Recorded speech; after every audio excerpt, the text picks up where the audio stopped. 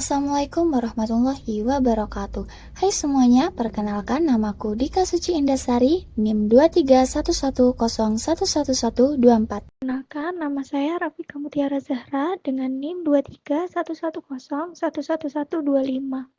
Perkenalkan, nama saya Rajwa Alta Prabaswara dengan NIM 23110111126. Perkenalkan, aku Nabila Nurul Azizi, NIM 23110111127. Indonesia lahir dari keberagaman. Berbagai suku, agama, dan budaya hidup berdampingan dalam satu semangat Bhinneka Tunggal Ika.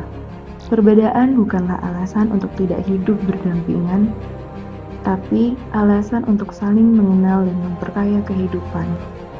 Dahulu, semangat toleransi begitu terasa. Rumah ibadah berdiri berdampingan, gotong royong menjadi budaya, dan perbedaan menjadi kekayaan, bukan ancaman. Namun, kondisi itu mulai berubah. Di tengah kehidupan beragama yang seharusnya membawa damai, justru muncul suara yang menodai, suara yang mengatasnamakan agama, namun menorehkan trauma untuk mereka yang seharusnya dilindungi.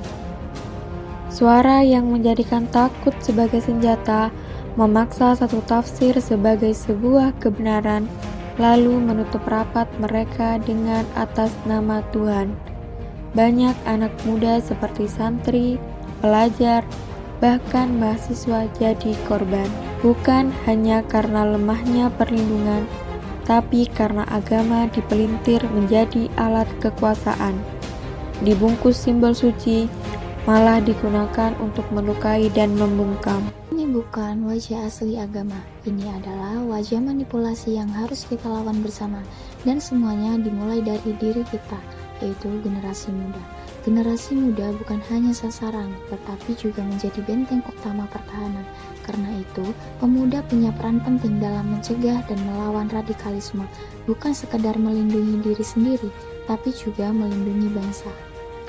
Dengan semangat, pengetahuan, dan kepedulian pemuda yang mampu membalik arus, dari yang mudah terhasut menjadi yang mengedukasi, dari yang diam menjadi yang bersuara, dari yang terpecah menjadi penghubung yang menyatukan. Mereka tak hanya menyuarakan damai, tetapi menciptakan ruang dialog untuk merangkul perbedaan dan menjaga nilai-nilai luhur yang menjadi akar bangsa. Saat mereka memilih untuk aktif dalam kegiatan sosial, ikut serta dalam gerakan kemanusiaan atau mendirikan komunitas yang menebar toleransi, disitulah benteng itu akan dibangun, perlahan namun kokoh. Radikalisme bukan hanya soal ideologi, tapi soal hilangnya rasa empati. Dan pemuda dengan hatinya yang bersih dan semangat yang membara, mampu membawa bangsa ini kembali pada jati dirinya.